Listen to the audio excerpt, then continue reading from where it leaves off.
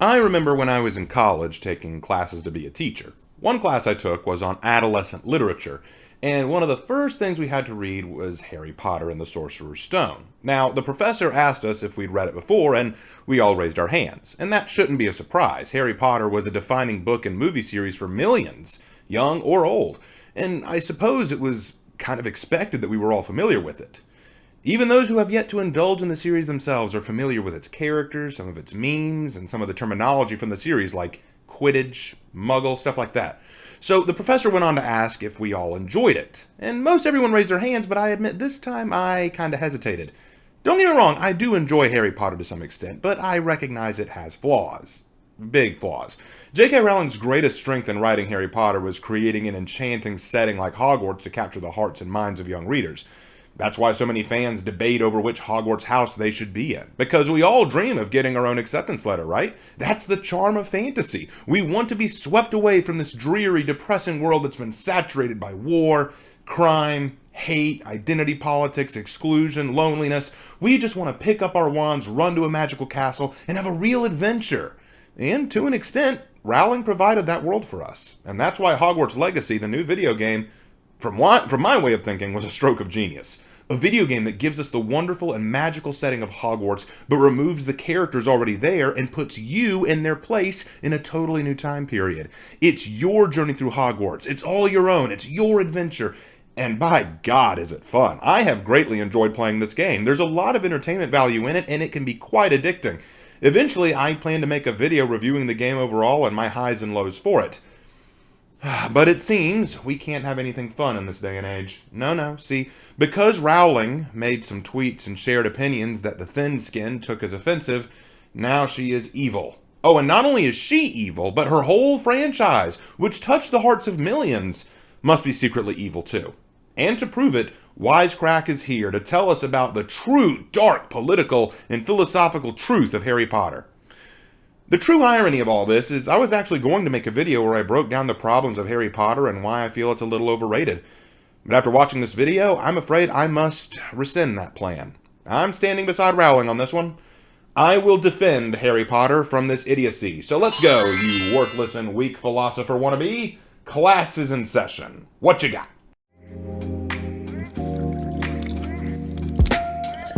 Hello, brothers, sisters, and fellow Muggles. The ever-growing Harry Potter universe just got a little bit bigger with the release of the hotly anticipated Hogwarts Legacy. Every bit of leaked info has been analyzed with the energy of 1,000 Hermiones, and the resounding sentiment has been that it sounds, well, kind of weird. The game centers around late 19th century Hogwarts students who are under threat from a goblin uprising in which our favorite bankers are apparently fighting for more civil rights. Oh, and also the game features a dark arts battle arena in which aspiring Slytherins can pay $10 extra for the privilege of using the infamous unforgivable curses without repercussion. These strange choices, coupled with anger over J.K. Rowling's transphobia, marred the game in controversy long before its release. Alright, several problems with your opening statement. Firstly, I would highly recommend playing the game, and you'll find that while the goblins do want better treatment from wizard kind overall, the primary antagonist, Ranrock, is more than willing to kill not only wizards and witches to get his goals, but his own kind who don't support his views. Sir, they have the key to the vault. Choose your next words wisely. I only meant that the instructions to Vault 12 were quite clear. Sir, I must insist. I was to grant access only to one with the key, and you didn't have.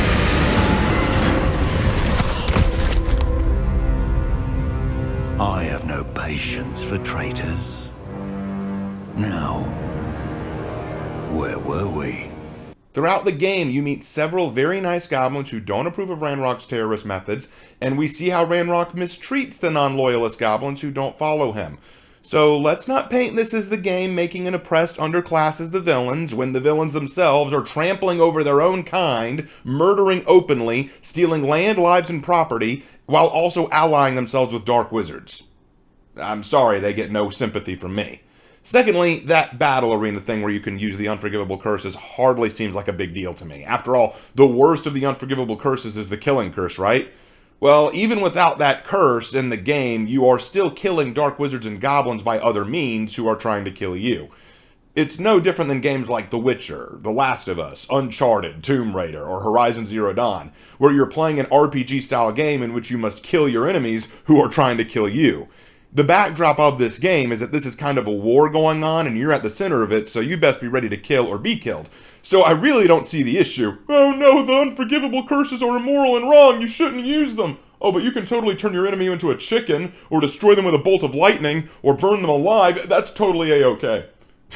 It doesn't make any sense to me. Now, anyway, looking at the article you show, it defines this game that praises anti-Semitism and allows you to fight and kill, quote, an oppressed race that is fighting against their own slavery. Well, firstly, I don't think the goblins are enslaved. They're just discriminated against at most, or maybe a little oppressed by the wizarding government. But more to the point, they are killing people and goblins in their rebellion. So it seems to me this is a bit more than marching around with picket signs and chants. But, alright, so now we know the reason for all the supposed hate. Go ahead, Wisecrack, let's hear your take. Still, many already view it as inconsistent with the broader ethos of the beloved series, where good and evil are firmly established poles. But what if a game that villainizes goblins for agitating and forgives the unforgivable is actually perfectly in keeping with the broader philosophy of Harry Potter? That is to say, what if the Hogwarts Legacy controversy actually reveals something more complicated about the actual legacy of Harry Potter? Let's examine it in this Wisecrack edition on Harry Potter and the Curse of Neoliberalism. And just so no one gets mad at me for not saying this, spoilers ahead for everything Harry Potter, because a video with a title and thumbnail about Harry Potter, yes, we're going to talk about things that happened in a book and movie series that's been available, I think, for decades at this point, so there you go. Harry Potter has always been viewed as a story about the underdog. You've got its three misfit protagonists. Harry, an orphan and unwitting savior of the wizarding world. Ron, a not wealthy, not super talented Weasley. And Hermione, a mudblood teacher's pet. Whoa! Whoa, did you just drop the M-bomb, Wisecrack? You seriously called Hermione a mudblood? A mudblood? You oppressive bigot! Shame on you! Shame! Shame on you for that! Shame! The three unite annually to defeat the dark forces of the magical world, often saving vulnerable lives in the process. Because of this, the series earned the love of millennials, and the general classification of pretty progressive. What with plot lines like Hermione's fight to save the house elves from slavery. As scholar Farah Mendelsohn puts it, the series has been popularly interpreted as attractive, positive, and emancipatory. None of those equate to progressive, though. Hermione wanting to free the house elves was actually treated as an ironic joke in the franchise. Attractive, positive, and emancipatory are all in reference to the nature of the series itself as escapism. It's a beautiful, magical world with a lot of exciting, thrilling, and positive messages and themes that feel liberating for the reader. I would hardly call Harry Potter a progressive series. At least not progressive in the way you look at it. Consider when it came out. The progressiveness that you think of is definitely not the progressive that Harry Potter is pushing, okay? Moving on. This progressive reading of Harry Potter is one reason why Rowling's descent into transphobia has been so upsetting for so many fans. The other reason is that her attitude, frankly, just sucks. Don't believe us? Go look at her Twitter account and just read the things that she says herself without being made to say those things. All right, fine, I'll bite. I've been kind of curious about this, so let's look into it. Let's take a look at where all this controversy started. Where did Rowling's controversy, as you would say, come from? It apparently started with this tweet where Rowling jokingly said the phrase, "people who menstruate," didn't make sense to her because in the past, we considered only women to be the ones who could do that.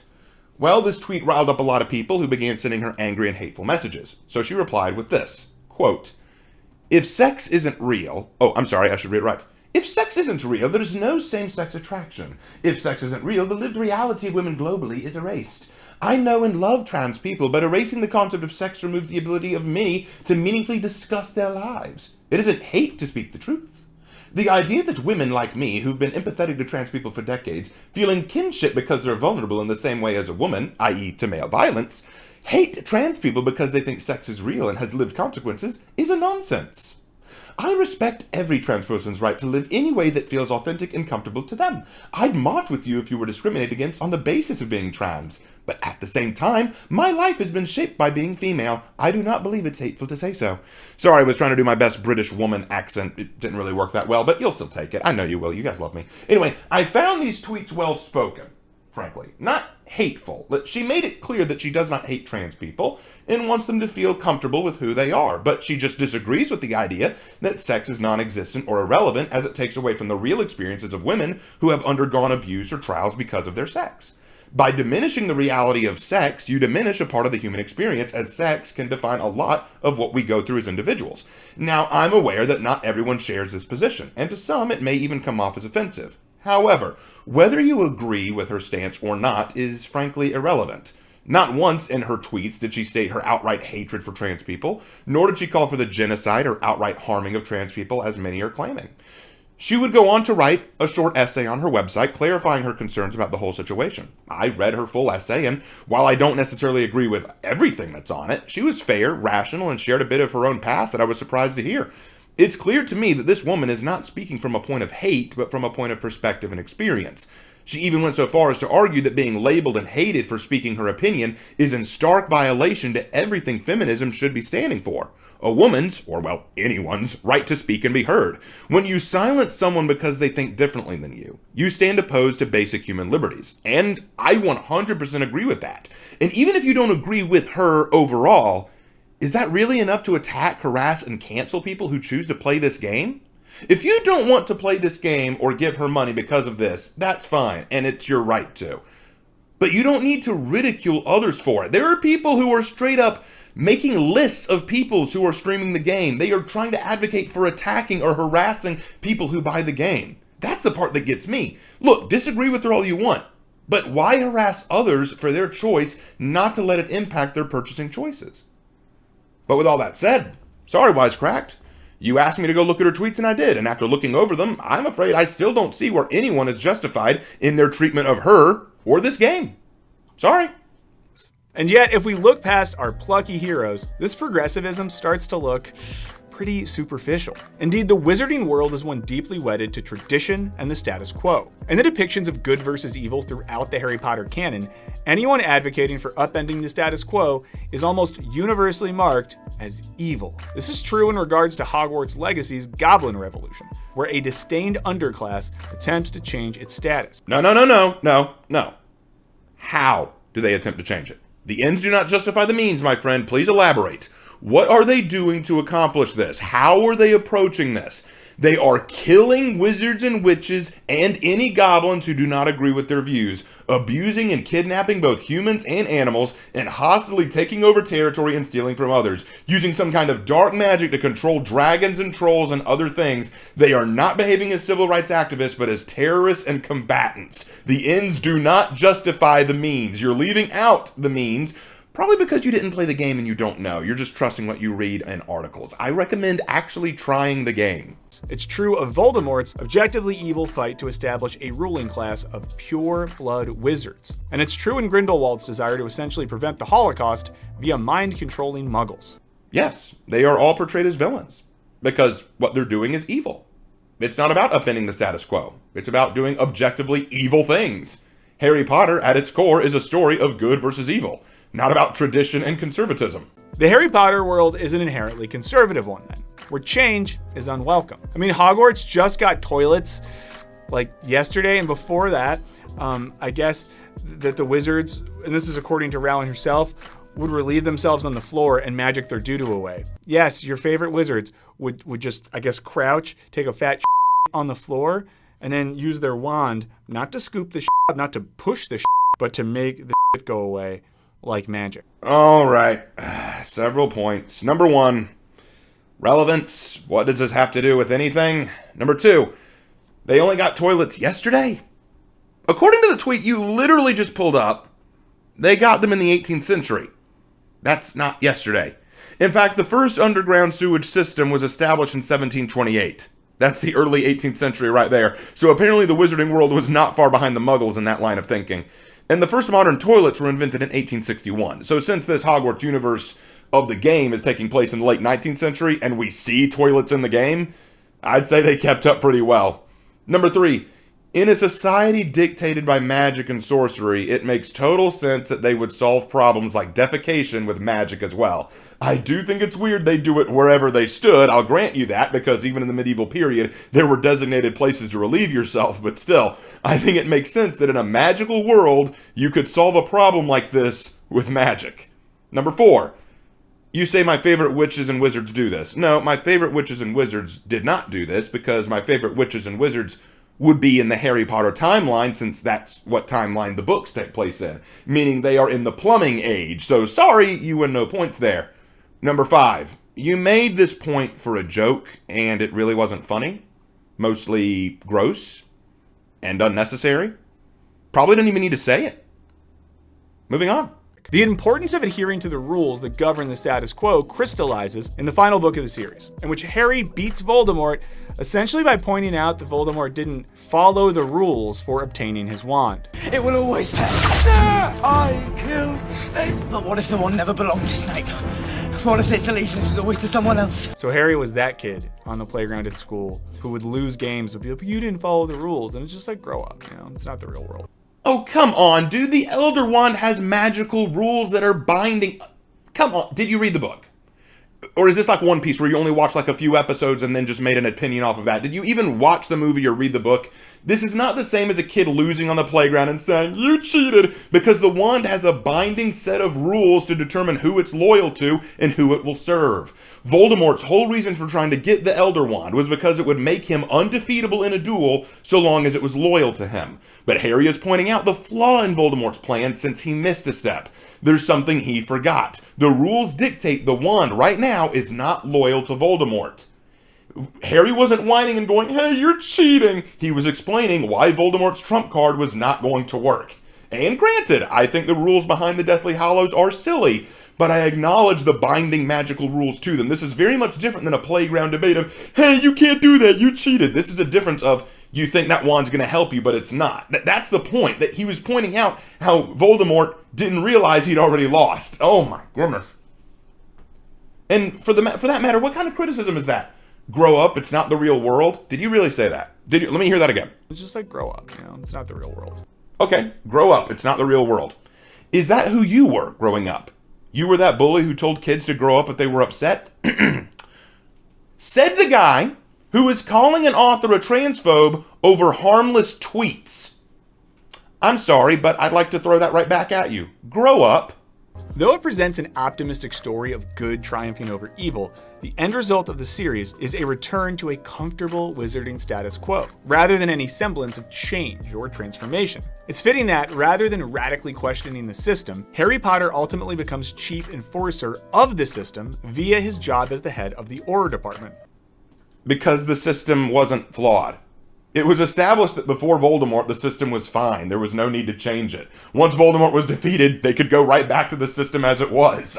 What are you talking about? The upholding of the status quo is further reflected in the nostalgia that permeates the series. As New York Times movie critic A.O. Scott argues, the Harry Potter universe is not the England of Tony Blair or Princess Di, but an England somehow perpetually Edwardian. Edwardian England, so named for King Edward, dates to the early 20th century. The world of Hogwarts, a British boarding school, is rendered nostalgically, with all the usual trappings of those hallowed institutions. Great halls, competitive houses, dramatic uniforms, and so on. A large part of its mystique is its touches of medievalness, from its Gothic architecture to the dungeon classrooms. Just like British boarding schools, Hogwarts represents a hierarchical system where a privileged few get advanced training. The only difference is boarding school kids are born with money, while wizard kids are born with magic. This is just one of the many ways that the world of Harry Potter is a deeply hierarchical one. From the treatment of non-magic born wizards Filthy little mudblood. to muggles to other magical creatures like goblins and house elves. Okay, look, only wizards like Malfoy and other purebloods treat Muggleborns like trash. But Hagrid points out that most wizards in today's society are half-blood or less because intermarriage is so common now. And you also left out the part of that clip where everyone is shocked and disgusted by Malfoy's insult. In fact, in the book itself, it wasn't just Ron who got angry. Both Fred and George had to be restrained before they attacked him, and the girls on the Gryffindor team were appalled by what he said. The mistreatment of Muggleborns is not a societal thing, but a prejudice held by a slim few that no one is in support of. Now, as for the goblins and house elves, the goblins, by the time of the main story, have become recognized individuals with their own rights and privileges. There's no goblin rights movements going on right now. And the house elves are proud to serve. They find joy in working and serving others. It's ingrained in their nature. While some house elves are definitely mistreated, it is their desire and pleasure to work. The joke of Hermione trying to fight for house elf rights was also emphasized by the house elves not liking her very much for it. They were clearly happy working at Hogwarts and didn't want her self-righteous nonsense forced on them. Hey, take notes about that, by the way.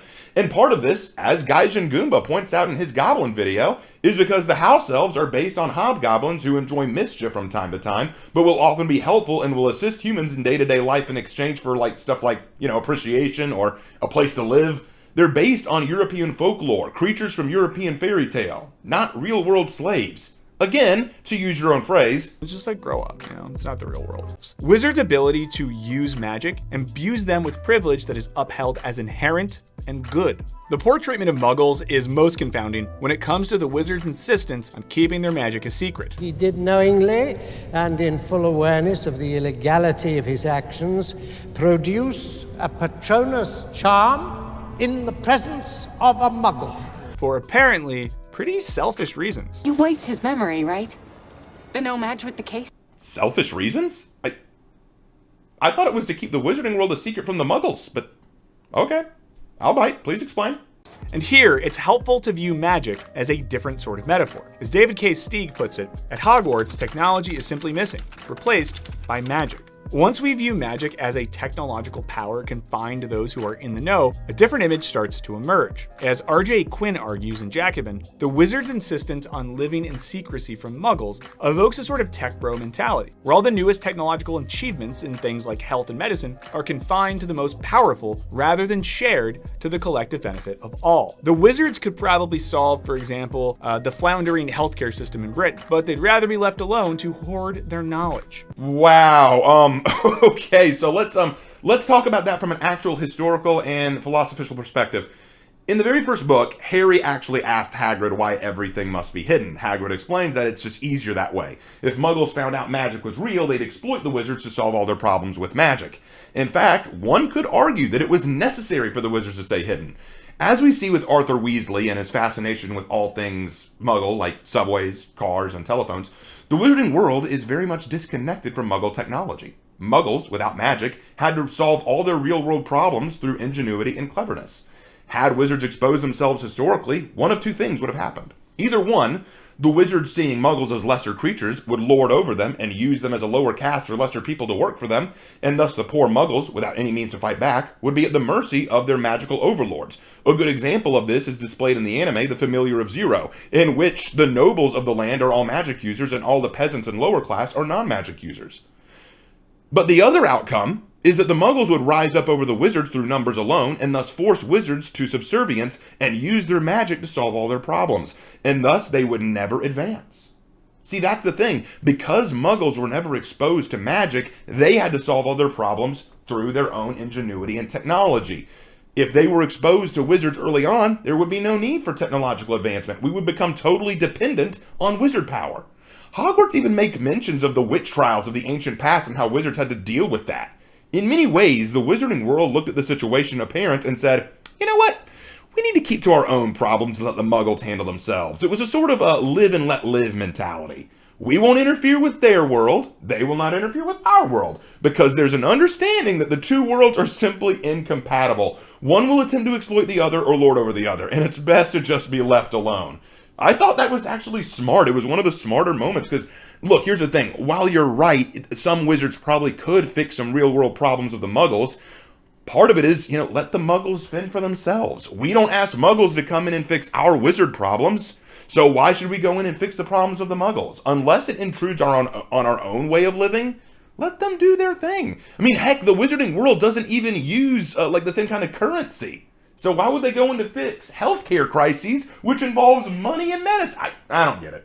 In this way, the politics of Harry Potter start feeling eerily familiar. Scholar Kabir Chattopadhyay agrees, arguing that the insistence on adhering to a status quo and resisting change forms the basis of Harry Potter's real philosophy, which is actually one of contemporary neoliberalism. Now, in case neoliberalism is just an annoying buzzword your socialist buddy throws around after too many IPAs, here's the deal. Neoliberalism was the late 20th century resurgence of 19th century economic and social ideals, which adhere strictly to the importance of a free market competition characterized by fervent individualism, minimal government intervention or assistance, and privatization. Think Ronald Reagan.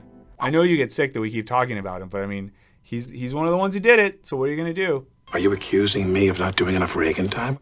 You know what, mock him if you want, but under Reagan, the United States entered into a state of mass economical growth and societal strength. Reagan's administration put the United States in a place of relative prosperity. I mean, you can mock him if you want to, but their generation was massively successful, so yeah, I don't know where this is coming from.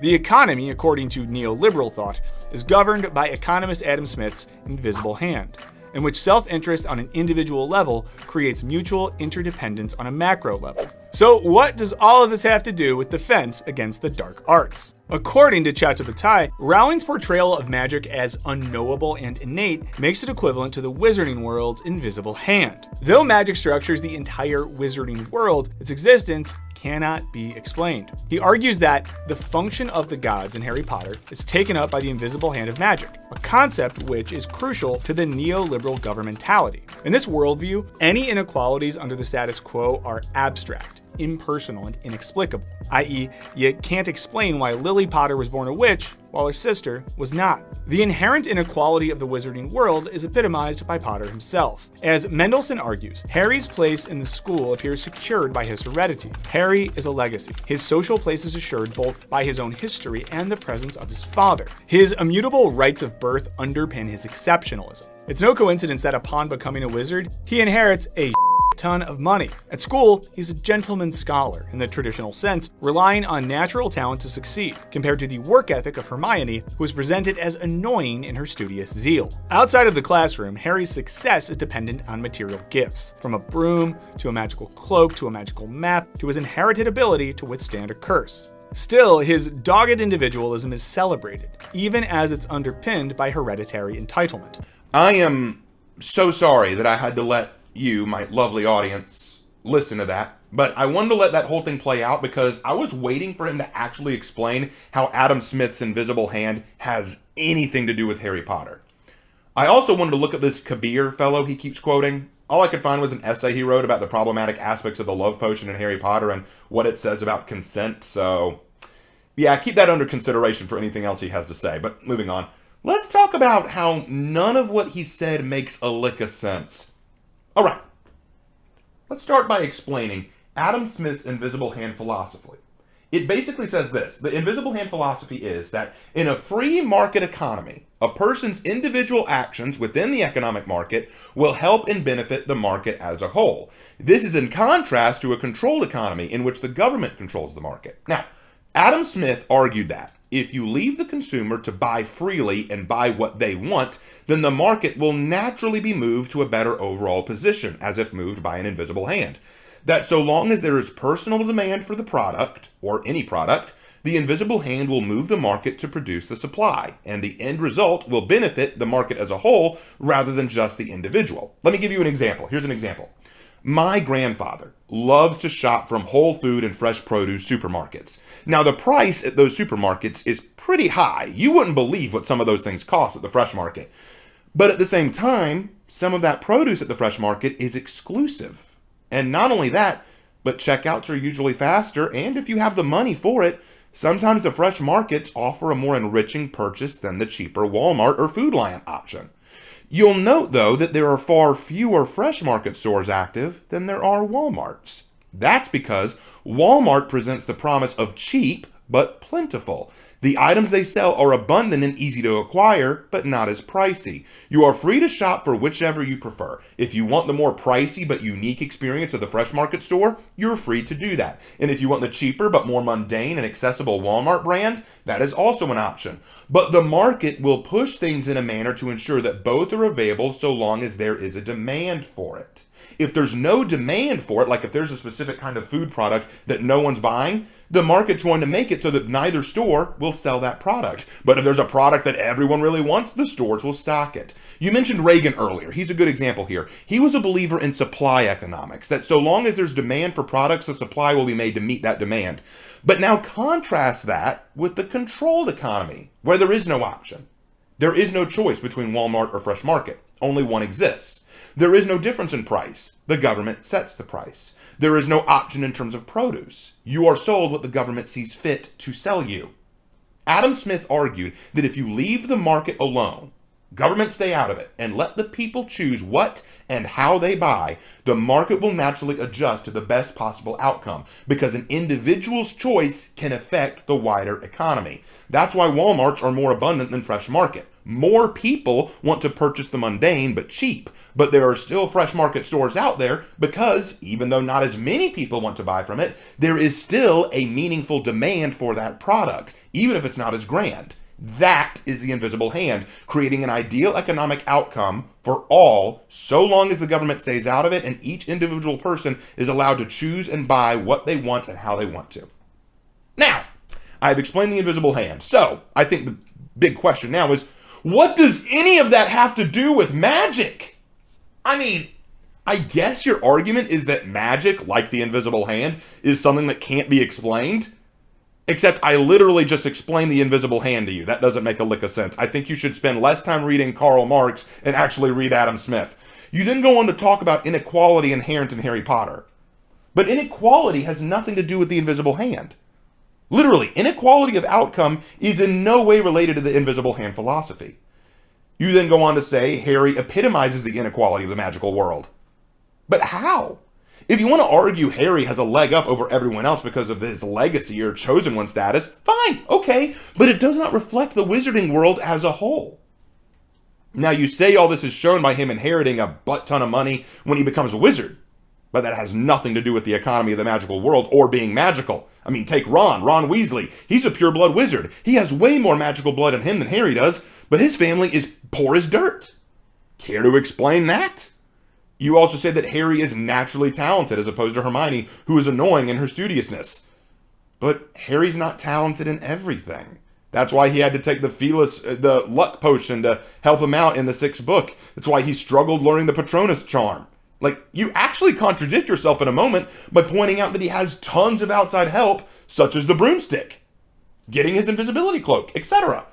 You call these things inheritance, but they really aren't. The only inheritance that Harry gets is his cloak from his father. He did not inherit his broomsticks. The Nimbus 2000 was gifted to him by McGonagall. The Firebolt was given to him by Sirius Black, his godfather. And the power to resist curses? It was not an inherited thing in his bloodline, but some kind of love protection his mother placed on him, a kind of old magic, as Voldemort calls it.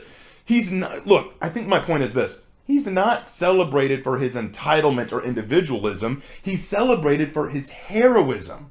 For example, in that clip you showed before I paused, in that clip, Harry just finished the second Triwizard trial at the Black Lake.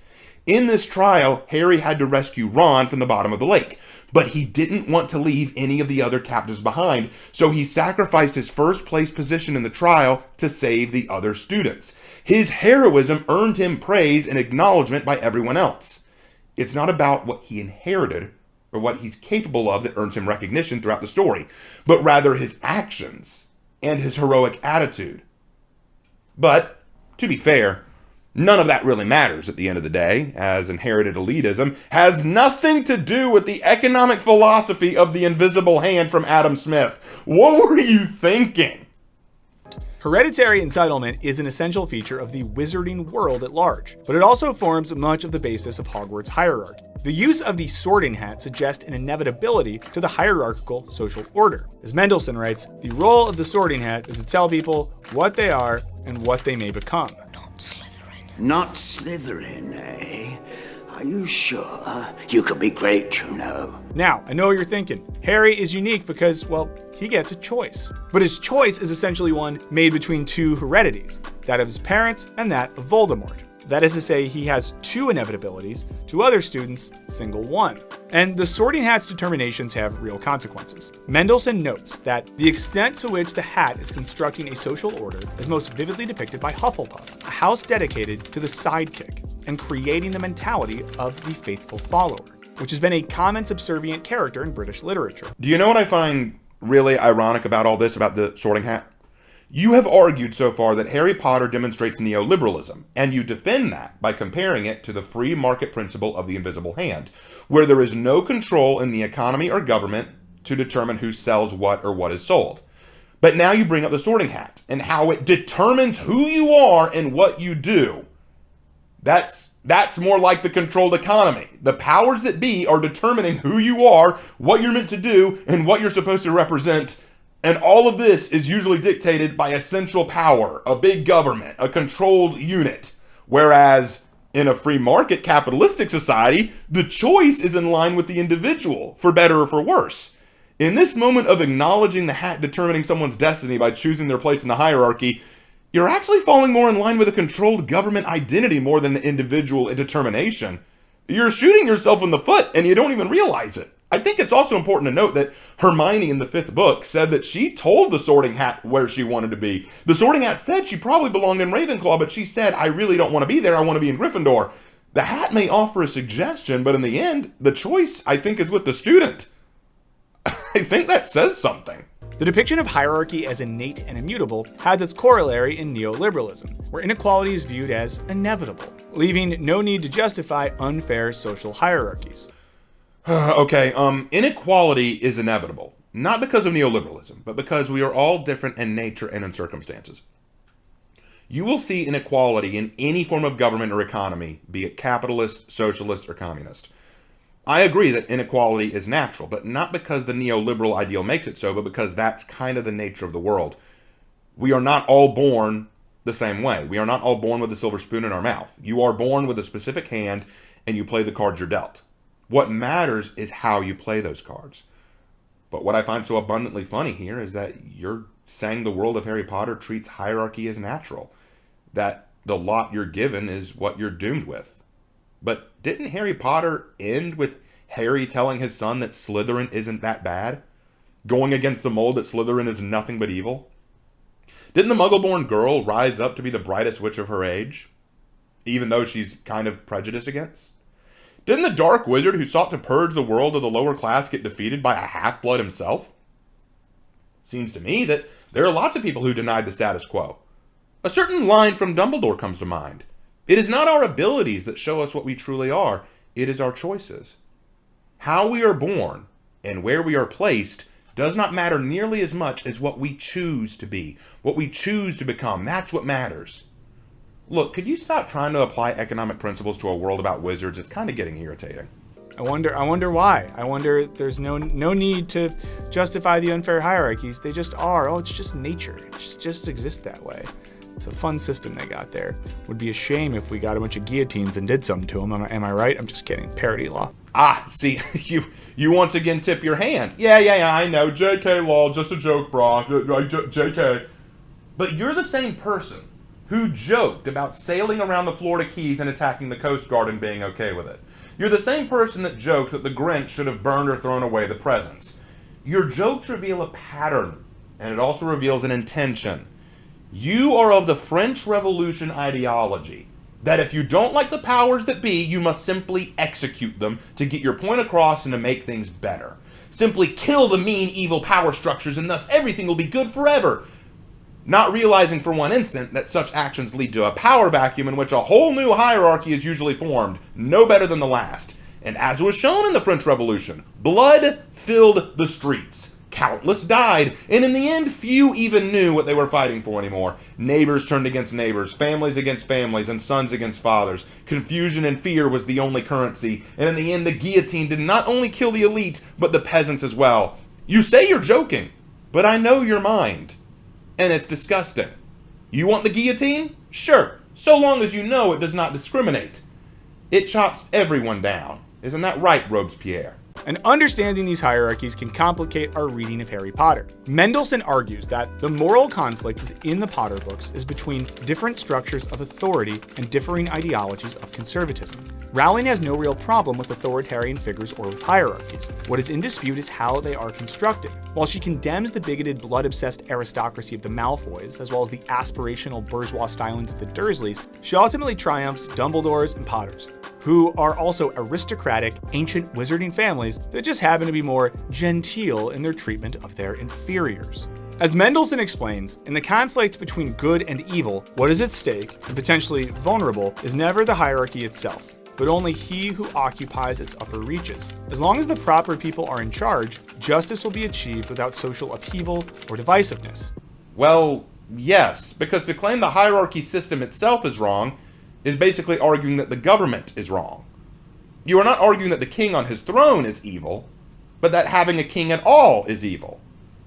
To you, it doesn't matter who is in power, but that there is someone in power at all that's morally wrong to you. That's outrageously stupid. Rowling condemns the Malfoys and the Dursleys because they are cruel, wicked, and self-important, but she uplifts Dumbledore and Harry because they seek to do good with the power they have. How is that hard for you to understand? Power itself is not the problem. How you choose to use it is what is important. Our choices, going back to that choice thing again. But you seem to be arguing that because Rowling didn't say all hierarchies are bad to begin with, that's somehow evil? No! By that logic, if we have one bad president, we must tear down the whole system. If we have one bad king, we must tear down the whole system. If you have one bad principal, we must tear down the whole school. What are you talking about? Benevolent aristocracy is the name of the game here. Though there are certainly hierarchies within the wizarding class, it's most stark in regards to other magical creatures, who are denied wands and rights, up to and including the right to freedom. The house elves' complacency with their slavery makes Hermione's fight to free them less about the importance of equality and more about their need for a superior to guide them. That the house elves eventually end up as basically unionized servants also demonstrates the wizarding world's resistance to change and commitment to hierarchy. Oh, yes, I know. It's wrong that all house elves want to serve others, and it's also wrong that all orcs are evil, right? That's pretty much the same train of logic that leads to both of these conclusions. Look, why is it wrong that a non-human fantasy race is naturally predisposed to a certain line of thinking? House elves live to serve, orcs live to kill and mutilate. That is the prerogative and choice of the authors, and it is totally rational in a wizarding world like this. You don't have to like it, but it isn't equitable to real-world racial or social differences in the modern era. Oh, and for the record, all societies are resistant to change. Most societies do not like to change. They like to pick a thing that works and stick with it.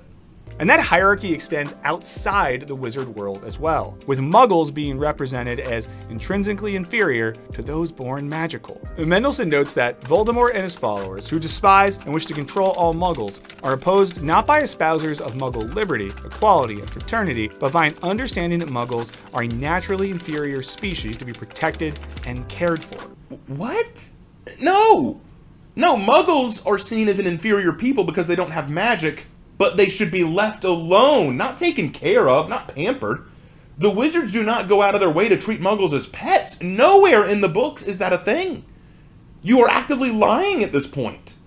Voldemort is not stopped by wizards who want to take care of Muggles.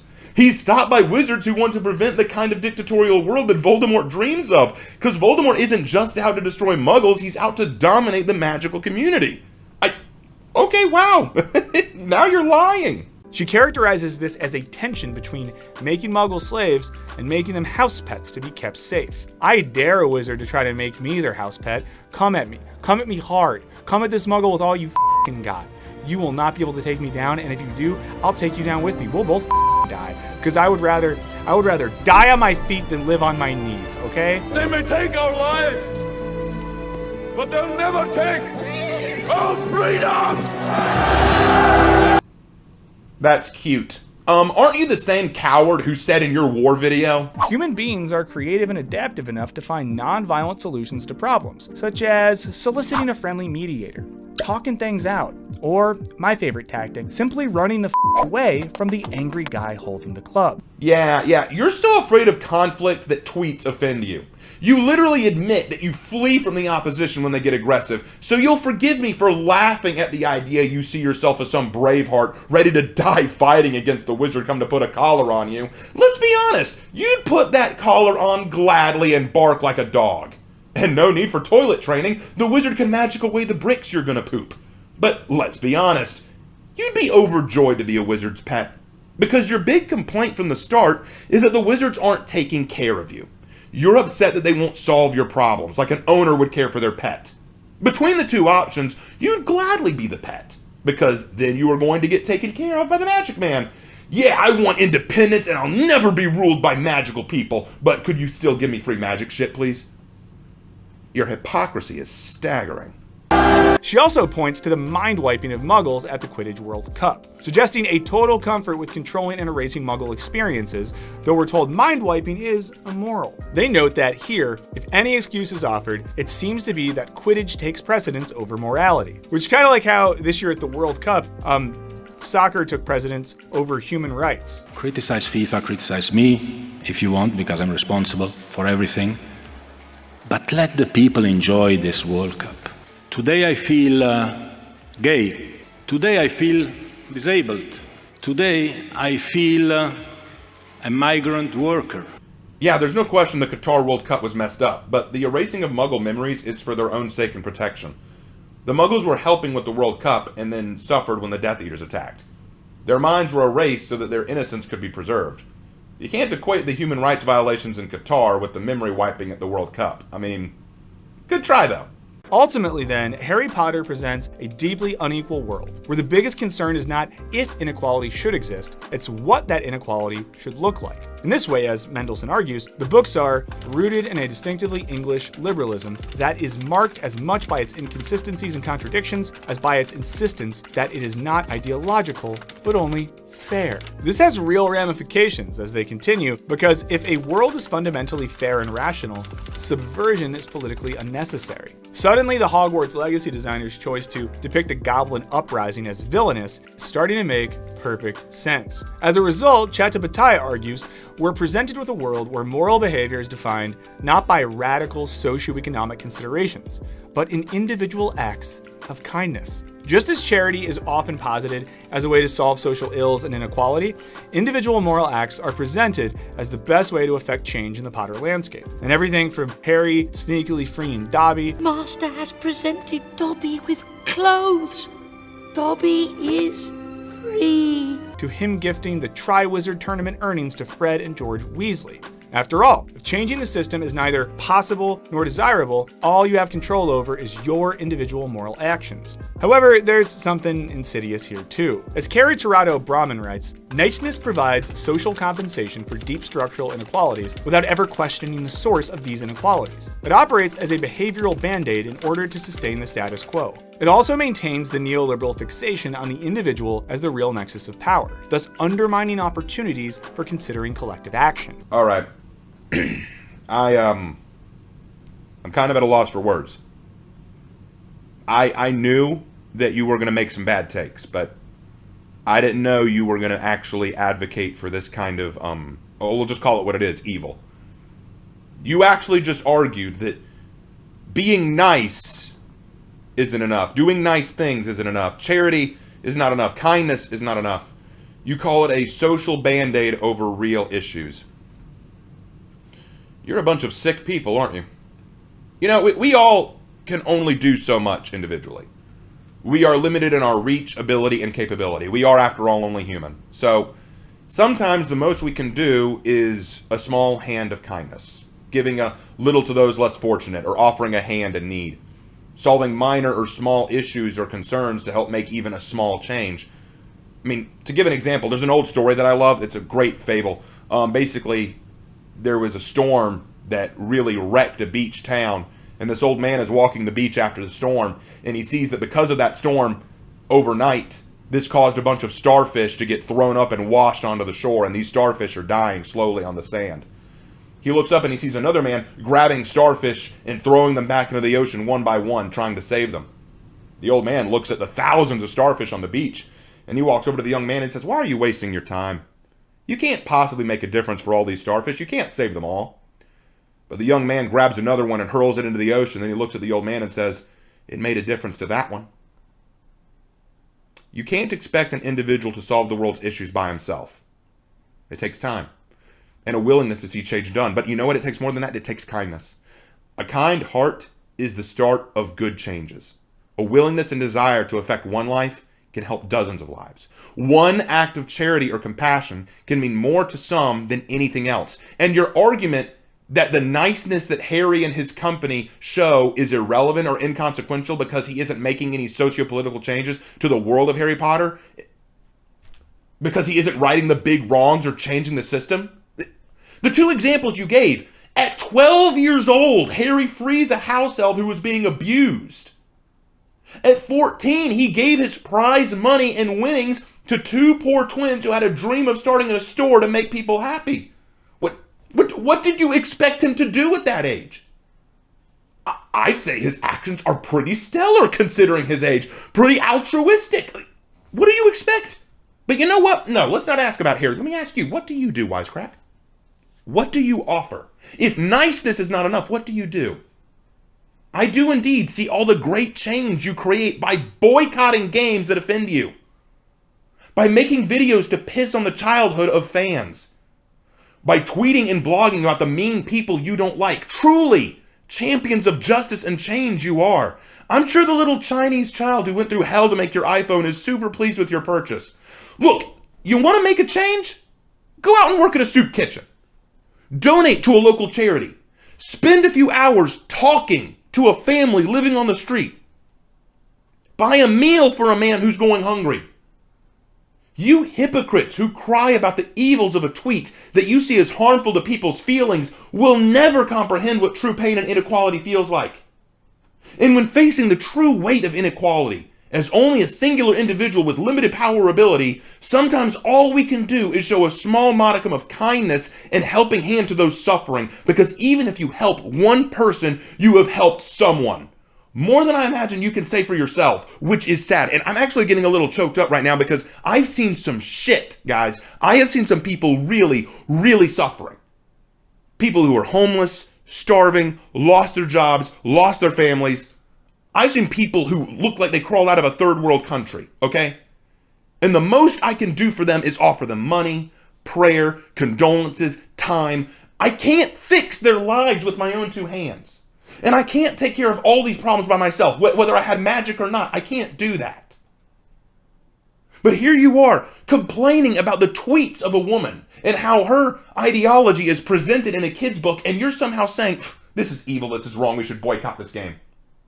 Aside from tweeting about the evils of food shortage, or tweeting about the evils of a woman who wrote a book, what have you done to help people?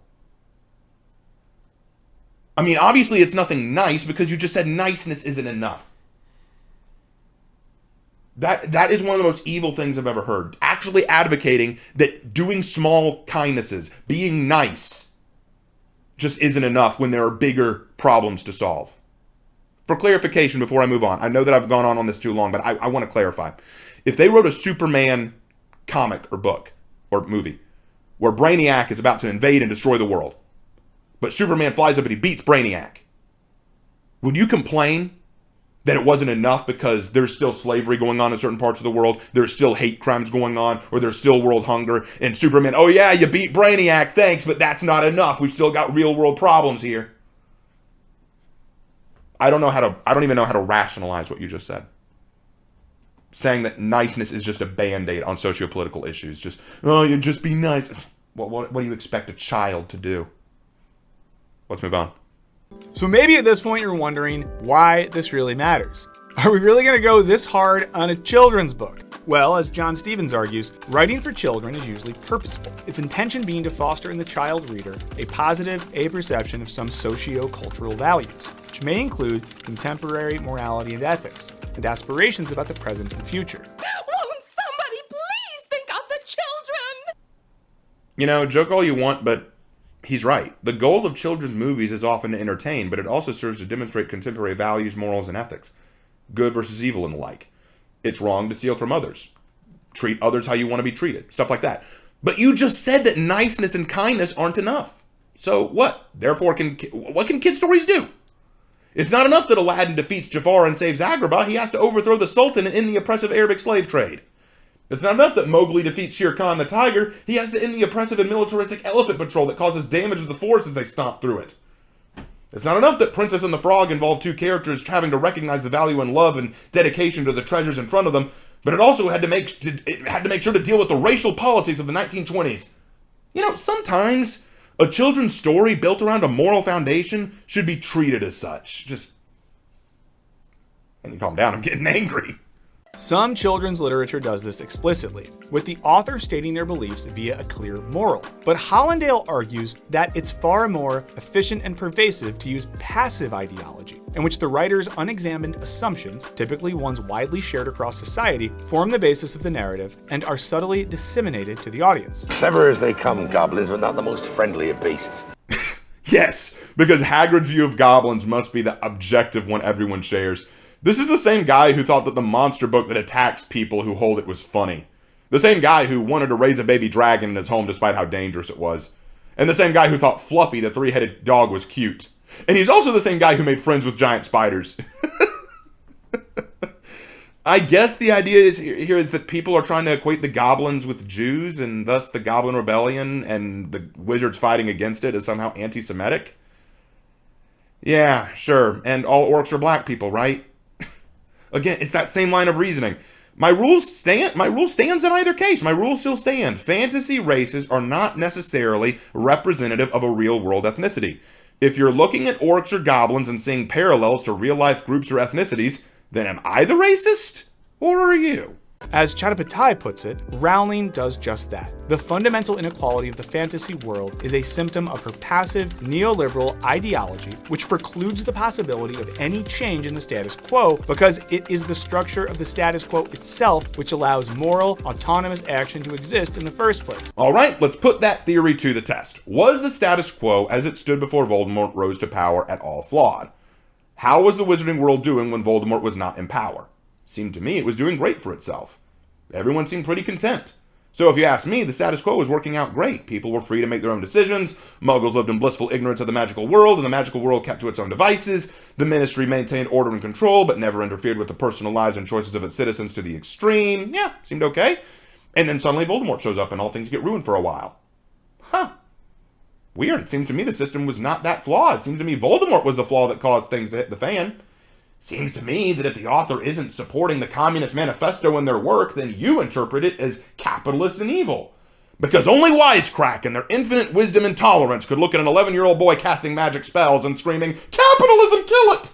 This is important, especially in the fantasy genre, which, with its freedom to conceive of entirely new worlds, is the ideal place for questioning the order of our own. So, to clarify, you are angry because J.K. Rowling created a fantasy universe where the status quo of the world holds to traditional moral and economical values you don't like, and this is a bad thing because fantasy should be a place where we can question real-world rules and politics.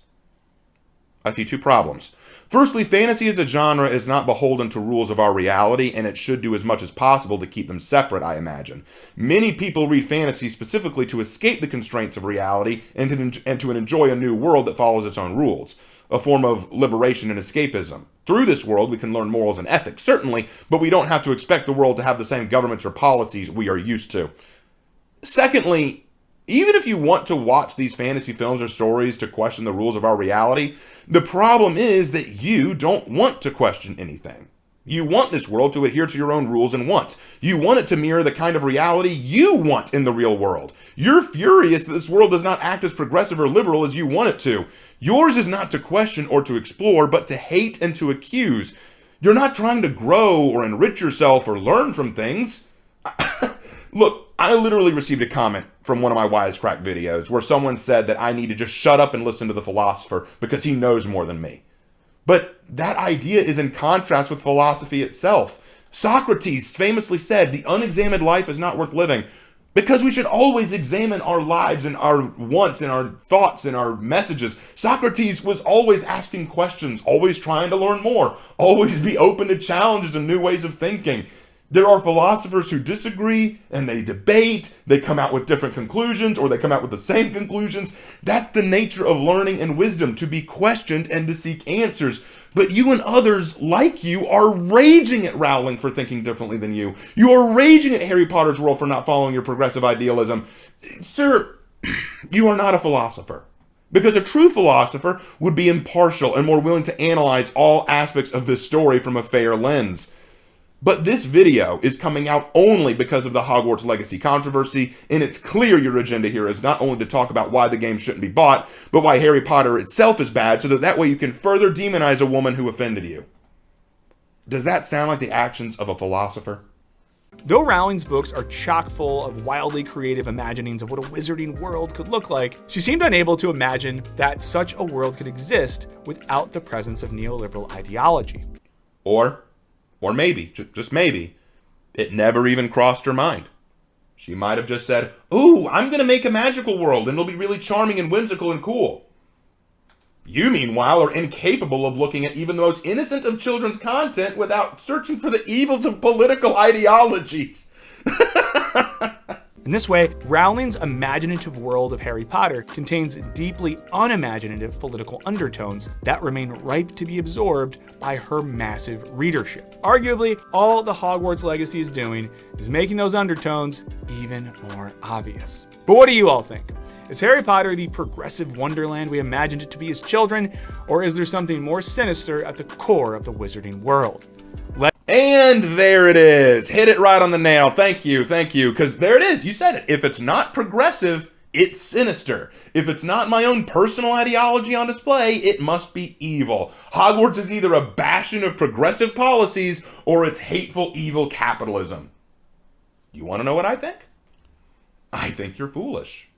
I think you exemplify George Orwell's quote, "There are some ideas so stupid only an intellectual would think them up."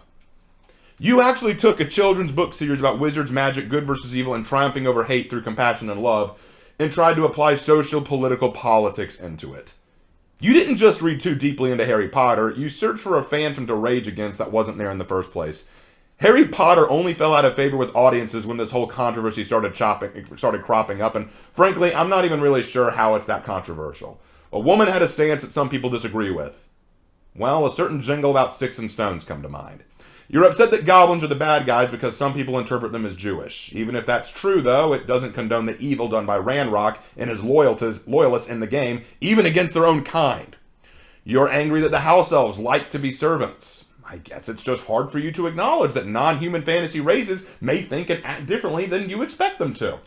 And you demonstrate actual idiocy by misunderstanding the invisible hand philosophy of Adam Smith and claiming that acts of niceness are insufficient and don't help anyone at all because they're not taking care of the big problems. Look, I have issues with Harry Potter. There are things about it that don't make sense, and I genuinely do think it's a tad overrated. A great kids' book series, no doubt, but not the bastion of amazing fantasy writing that everyone claims it was. Like, at the time when I was in my adolescent literature class, people were stunned when I said I thought it was overrated. They had to demand, why? Why do you think it's overrated? And I gave them my reasonings, and some of them were even saying, oh, you're reading too much into a kid's book. And that's what it is at the end of the day. It's a series of kids' novels. With flaws, granted, but still engaging. It's still a beloved and charming series. I don't like everything Rowling says, nor do I agree with all of it, but that's hardly any reason to lash out or hate the woman or what she produces. Her hate is not ingrained in this game.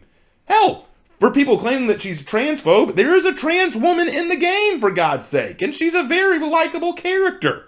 Go to Hogsmeade, you'll find her. She's part of the main quest. Ugh. You know what the saddest thing about it all is? I know I'm going to get hate for this video. I mean, I saw the like versus dislikes on Wisecrack's video. I think it was 11,000 likes and 2.2 thousand dislikes, so I know I'm not going to be super well enjoyed for this, and I feel bad because I recently gained a lot of subscribers from a good video that I released, and I'm sure I'll lose some of those here. But I believe firmly in the power to speak your mind and your position regardless. This idiotic tirade being thrown around against the world of Harry Potter and those who enjoy it, simply because its author made a controversial series of tweets, is bordering on the point of lunacy.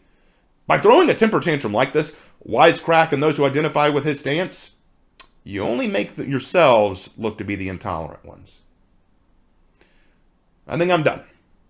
At long last. Thank you all for watching this video. I hope you guys enjoyed. Please be kind to me in the comments. That's all I ask. And I will see you in my next video. Mischief managed.